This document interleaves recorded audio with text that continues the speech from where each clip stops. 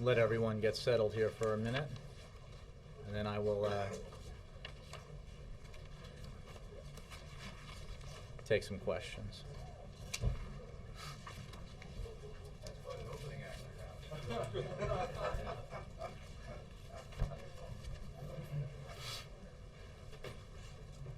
Let me just wait for 1 sec while people settle in.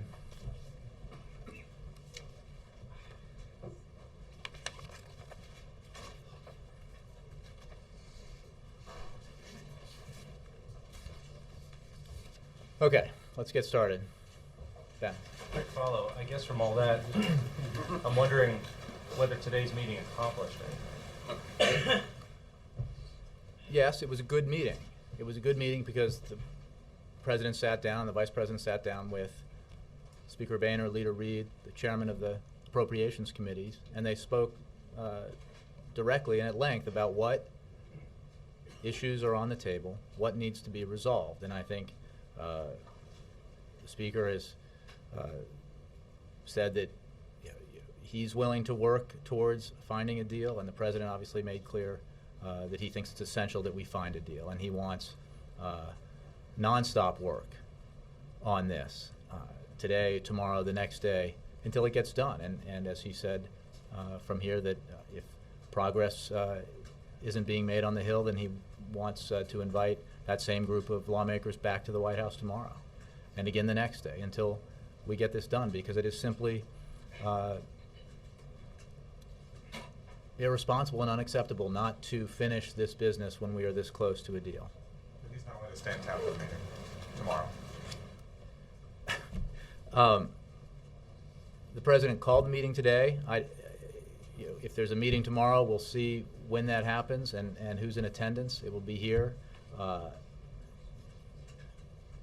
We are engaged extensively in making this happen. The President just stood before you and said he would make every member of his team, including himself, available to the leaders on the Hill to help bring this compromise to a conclusion so we can move on to the other issues that confront us, which are substantial and in many ways far more significant than last year's business, 6 months left in a fiscal year. Cancel this trip if necessary. Chip, I don't have an announcement to make since the President said he will call a meeting if it's necessary. So I would suggest that maybe you guys want to focus on a slightly bigger picture than the President's schedule. The President just came and spoke to you about this.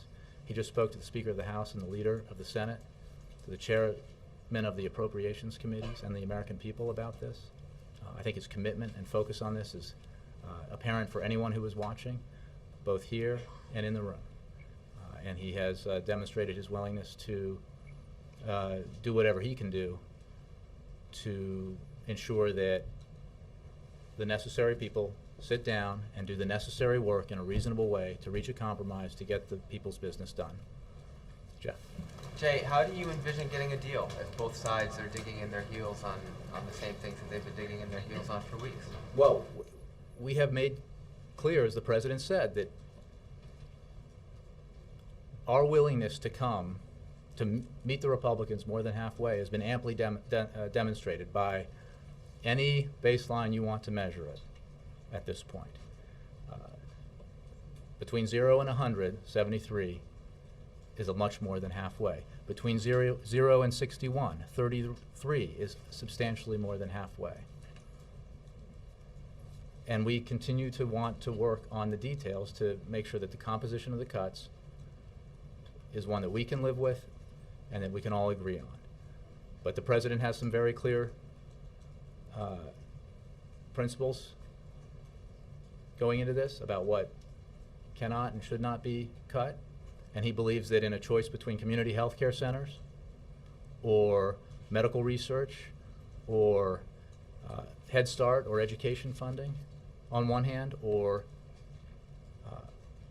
highway funds that are set aside for earmarks on the other hand, or military spending that the Pentagon has indicated is wasteful and it does not want or need. In that choice, if those are the choices on the table, it's pretty clear where he stands, and he believes that that there's a case to be made for reaching a kind of compromise. Having demonstrated our willingness to come as far as we have and to make cuts in programs that we support, that we can come the final distance, the final few $billion, if you will, to get this work done. We've heard that a bunch, so I'm just wondering how, if you're not moving away from that position and the Republicans aren't moving away from theirs, how do you come together? Well, we come together by calling a meeting and working it out, by meeting today, by meeting this afternoon, the Speaker and the Senate leader, Majority Leader, by meeting tomorrow if necessary, by meeting and continuing to work out these details. And again, if the composition of the cuts is the issue, we have offered a number of different ways to bridge the gap. And the kinds of cuts we're offering are real and substantial. The Speaker of the House in the meeting today acknowledged that there has never been an appropriations bill that does not also include cuts in so-called mandatories. 1 out of every $10 in H.R. 1 is a cut in mandatories. So there's no disagreement on the fact that that's got to be part of this composition. So there are ways to get there, and there's more than one way to get there that still achieves an agreement between both sides. Jake. Given that the White House has now issued a memo to agencies and departments telling them to prepare a contingency just in case there is a government shutdown, can you share with the American people what a shutdown? I understand you are confident that it's not going to happen. You're cautiously optimistic there's going to be a deal. But can you share with the American people what a shutdown would mean to them? Well, the President, I think, laid out in some specifics that would happen if an agreement were not reached, and the impact that it would have on small businessmen and their ability to secure a loan, on families visiting national parks, on a variety of different areas.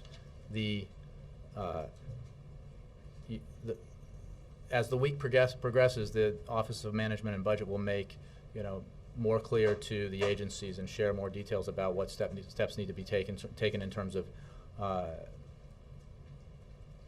which portions of the government would continue to operate and which would shut down. But again, I will cite the Speaker of the House, who said recently that a budget shutdown would cost more than it would save. So any notion that shutting down the government for some period of time is actually a good thing because it saves money is incorrect, as the Speaker himself said. And independent economists are out there, making clear what the impact on the economy would be, on the uncertainty it would create for businesses, and that would obviously be harmful at a time when we are beginning to see some real progress in terms of economic growth, sustained job creation. So we clearly do not want to shut down. We take leaders of the Congress, the Speaker of the House, and the Senate Minority Leader at their word that they do not want to shut down, and which is why we believe that there's still reason to hope that if everyone sits down at the table and is reasonable, that we can find an agreement. Do you have any idea of how many federal employees would be furloughed? I don't have those specifics. One last question. Admiral Mullen said that the most significant threat to our national security is the debt. Does President Obama agree? The President certainly agrees that it is essential to address our long-term deficit and debt. He has made clear.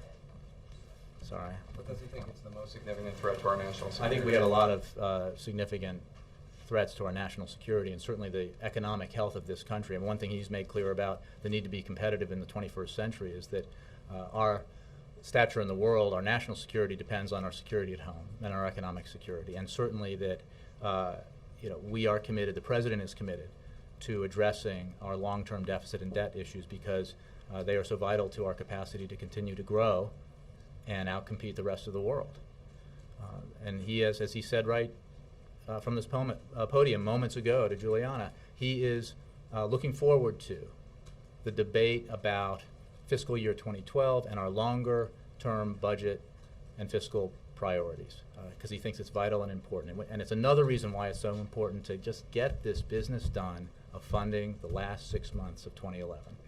I guess the question is, if it is such an urgent threat, whether or not it's the top one or one of 10, why not just find $20–30 billion more in cuts and meet the Republicans where they are, given that we all know that this is Are a you, hidden. Jake, you know better than anybody else. This debate that we're having about fiscal 2011 is about 12% of the budget. saying. There It's is nothing business. you can do in cutting discretionary spending in anything like a responsible way that will deal in any marked way with our long-term deficit and debt issues. Everyone agrees on that. This is not the vehicle through which to have to address the longer-term debt issues, our entitlement programs, our the tax reform we need, the tax expenditures that are an issue, the defense spending that is an issue. You know, that is not the box in which we are now deciding the funding for 6 months of the year. But he is committed to addressing those issues, as he has made clear since his State of the Union address, and he made clear when he appointed the Fiscal Commission last year. And he will do that. Yeah. Why does everything have to go down to the wire, whether we're talking about the budget? Excellent. Whether Excellent we're question. talking about what happened in lame ducks session? Everything seems to come down to the wire and everyone's trying to cut a deal. Why does it have to be that way? Well, I would suggest that we are all, in many ways, students of Washington, and there are a lot of answers to that question. But I think that what the President made clear just now is that it does not have to come to that. It does not have to come down to brinksmanship. It does not have to come down to a showdown. Especially when we were this close to an agreement that the American people expect us to be responsible, to say, you know what, I'm going into this room and I know I'm not going to get 100% of what I want. Because last I checked, no faction, no party controlled 100% of the government that in Congress or the White House. So the system is built for compromise, for finding common ground, for reaching a consensus around things that serve the greater good. And in this case, reduce the deficit more substantially, and more substantial discretionary spending cuts than have ever been proposed in nominal terms. We have accepted. Right? No debate. No debate. Larger as a percentage of, as large as a percentage of the GDP since any cuts proposed since 1982. No debate. So I think the question of who's for spending cuts, are we for spending cuts, are they for spending cuts? We're all for spending cuts. We're all for reducing the deficit and the need to address that. And there is not that much that divides us on how we get there to that figure that we talked about, the $73 billion that the President mentioned, which, by the way, is the same figure which the Speaker of the House, the leader of the Republican Party in the House, the Republican chairman of the House Appropriations Committee, initially proposed. So when we talk about our engagement and willingness to compromise, willingness to move off our starting position, I think we have amply demonstrated that. And we, as the President said today, are ready and prepared to meet around the clock to get this done. Why does it always have to be Dan, like I this don't, weird? I don't know Well, the answer to that but- question. Why does Washington work the way it works? Clearly, it shouldn't work the way it works. We see the White House in these situations where, fully engaged, where meetings are happening, people are coming to the White House, or people from the White House are going up to the Hill at the last minute. Why is Well, this would not that it were happening? not so. Why isn't this pressure happening early in the process so that it doesn't have to come down to this? Well, I would, as you know, the calendar of where we have come, the conversations that led to the target figure of $73 billion happened more than a week ago. We got there more than a week ago. So, and it was, we were told that the appropriators could work it out from there. And we have stayed engaged in, even as that process has taken place. So, we certainly don't endorse this approach. It would certainly be better for all of us, and for the American people, most importantly, if we were able to do this in regular order. If we had come to this agreement 2 months ago, 3 months ago, or 4 months ago. But we certainly need to come to agreement now. Athena. You talked This morning about people being reasonable, and the president just spoke about the American people want Congress and the White House to act like grown-ups and to not be playing games. So who's being unreasonable right now? I think the president also said that we're not interested in pointing fingers and blaming. The American people aren't interested in that. We're not interested in it. We're interested in getting this done. We have demonstrated our willingness, as I mentioned to Bill today, earlier this morning, that you cannot, whichever ruler you use, you cannot disagree with the proposition that we have come more than halfway. You just can't, unless you have a form of math that's not familiar to me or anyone else in this building. So we believe we are being reasonable. We continue to believe that if we're reasonable and they're reasonable, a deal is possible. And that's why we look forward to these having these meetings today, tomorrow, the next day, as necessary. So just one follow-up. If, as the president said, not everyone can get 100% of what they want, he's talked about some things that he's not willing to budge on, like Head Start positions and EPA. What do you want to see the Republicans budge on, and what specifically Well, I think I've been Democrats specific. are I think involved I've been specific, and the president mentioned also that one area that we see potential savings that we have not agreed on yet is the $600 million plus in the current Republican proposal, which is for funds set aside for transportation highway project earmarks. We think in a choice between that and closing down community health care centers, we'd rather see the earmarks cut. Pentagon spending, that the Pentagon says, military spending, the Pentagon says it doesn't want and doesn't need and is wasteful. All things considered, we'd rather see that cut than education, Head Start, or medical research. So, but again, those are identified cuts. There are also things that we have put forward as alternatives to reaching there. In Medicaid savings, for example, or other areas that are real cuts. They can, as the president tried to explain and did explain, that mandatories, this is a terminology, a term of art on Capitol Hill, but this is real money that affects real people in real ways. So we're at the table and we're interested in doing this for the American people. Joe. I know you hope it and believe it won't get to this, but if it does get to Friday and they don't have a deal, what specifically do you object to in Boehner's proposal for a 1-week stopgap? Is it the $12 billion? Is it the Defense Department provision? What specifically is objectionable about that? What's objectionable is the notion that we can continue to fund the government on a turnstile toll booth turnstile toll booth fashion. It is no way to run a government. It is creates a lot of uncertainty for businesses and for the economy, and it is not necessary. And I'm not going to expand beyond what the president said. What he did say is if we have a deal, and because of rules up on the Hill, we need a few more days to push the paperwork through, then he would certainly entertain signing a clean CR to keep the government open while that process worked for a few days. We know that. Well, we need to get the deal done then, don't we? I mean, that's why the president is had the meeting today, why he's calling on leaders to continue meeting and to work on this problem, and why he's making the vice president and his entire senior staff available to help with that process. And I know you suggested it's not a pertinent question, but the president said if they can sort it out at today's meeting, fine. If not, I want them back here tomorrow. Will he be here if John Boehner comes down here tomorrow? Let me look at the schedule. Again, the meeting has not been called. We would. His hope.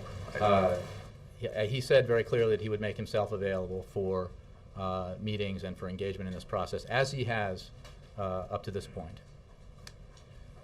As OMB is making contingency plans, if you will, for government shutdown, would the president like to see as many government workers as possible deemed essential personnel, or is that a decision that's largely out of his? I think that's a decision that's based on existing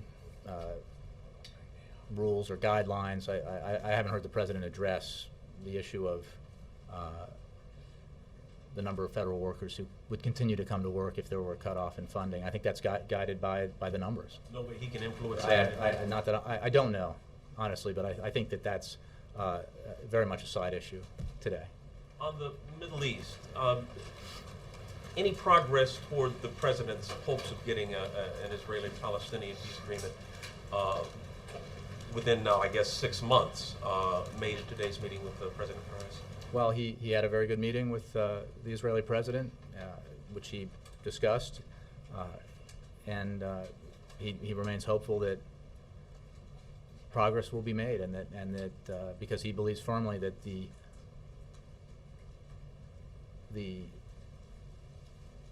solution of having a secure Israel living side by side with a sovereign and secure Palestine is a goal shared by both sides, and that it is best reached in negotiations between the two sides. And he encourages progress. He encourages progress to be made on those negotiations. But no No news of specifics or anything out of today's meeting. on the Justice Department decision to try folks at Gitmo and for military commissions, the reaction to that has been critical from both sides. The right saying you're going to come to this decision a year ago, the left saying you promised you wouldn't do this. What is your reaction, if you will, to the reaction? Well, what's important is that the president believes that it is not helpful to remove Article III courts from as a tool in our toolbox to prosecute terrorists, because there is not the prospect in the short term of convincing Congress to do that, to remove those obstacles. Then he believes that it is essential to bring the accused to justice. It's the right thing to do for the victims' families, and it's the right thing to do, period. So he is proceeding with a military commission process which has been reformed in a way that makes it more effective and responsive. And he supports the Attorney General's decision to proceed in that direction. The Attorney General said he really didn't like the idea of trying these folks before commissions. The President agrees. The President agrees that Article III court, it is not a good thing that Congress is preventing the use of Article III courts for this purpose.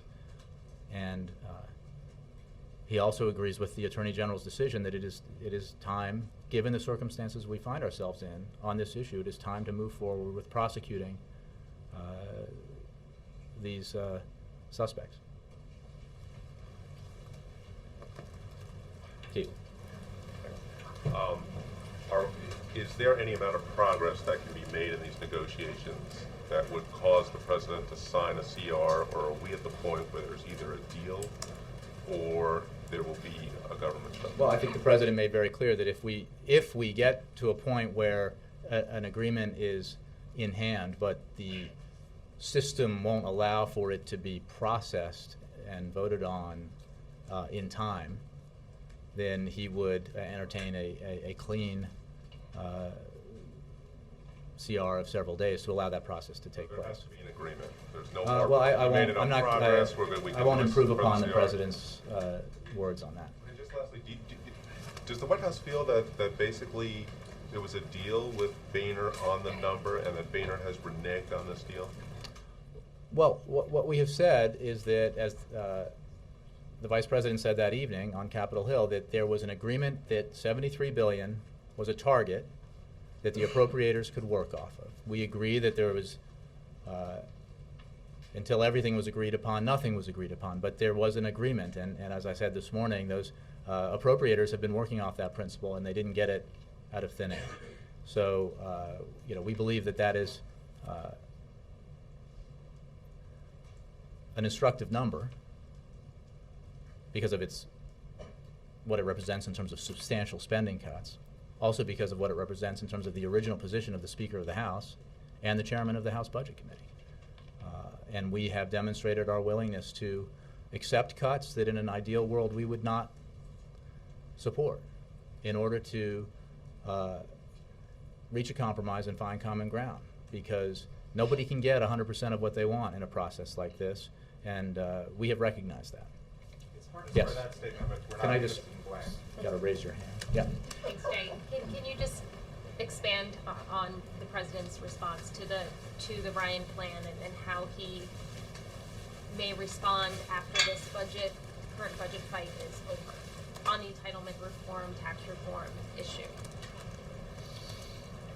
Well, we are committed, and as the president has said, to reducing America's long-term deficit, and because it's essential to growing our economy and winning the future. Congressman Ryan is correct in identifying the fact that we cannot do that if we just look at 12% of our budget. A narrow slice of domestic spending, cutting that will not get us to where we need to get in terms of dealing with our long-term deficit. And that, I remind you, is what has occupied so much of our attention today and for the last weeks and months. But while we agree on his ultimate goal, Congressman Ryan's goal, we strongly disagree with his approach. Because any plan to reduce our deficit substantially must reflect American values of fairness and shared sacrifice. We believe that Congressman Ryan's plan that he put forward fails that test. It cuts taxes for millionaires and special interests while placing a greater burden on seniors who depend on Medicare or live in nursing homes, families struggling with a child who has serious disabilities, and workers who have lost their health care coverage. You know, the president believes, again, that the goal is important and he shares the goal, but he believes there's a more balanced way to achieve that goal, to put Americans on a path to prosperity, if you will.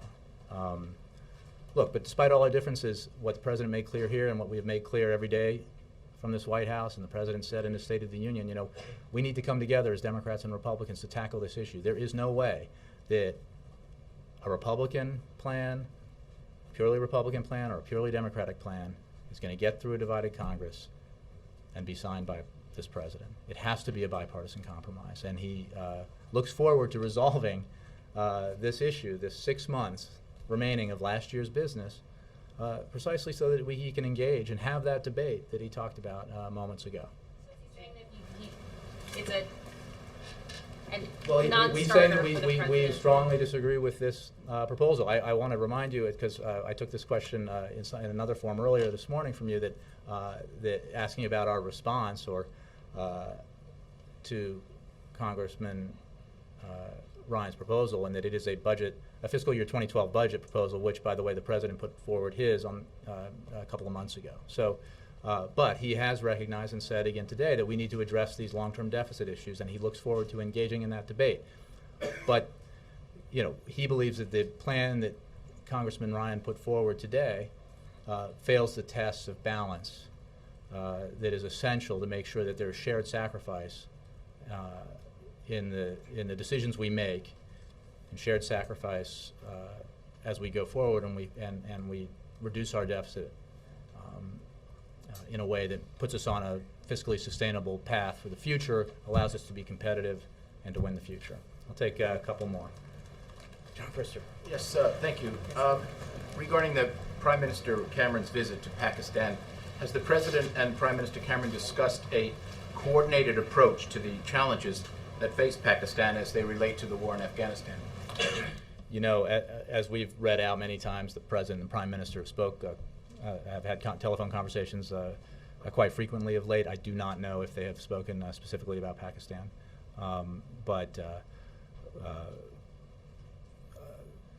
so I don't have anything specifically in reaction to the Prime Minister's trip. Can I just follow up?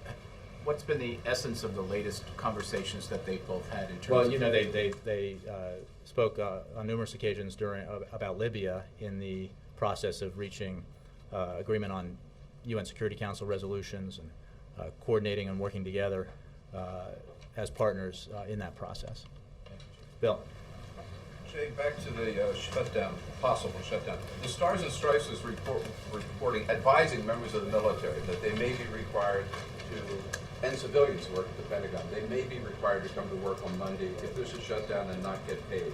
Is that your understanding? Again, I don't understand the specifics. My understanding is that uniformed servicemen and women will get paid, but I would not take the specifics from me. I think you ought to address that to the OMB or DOD. Has that been decided, the military? Again, I don't have specifics on that, but it's my understanding that uniformed men and women will continue to get their paychecks. Thank you very much, all. Can you just comment on Kane announcing his plans to run for the Senate? I don't have anything on that right now. Let's save it for tomorrow. Thank you. Thank you.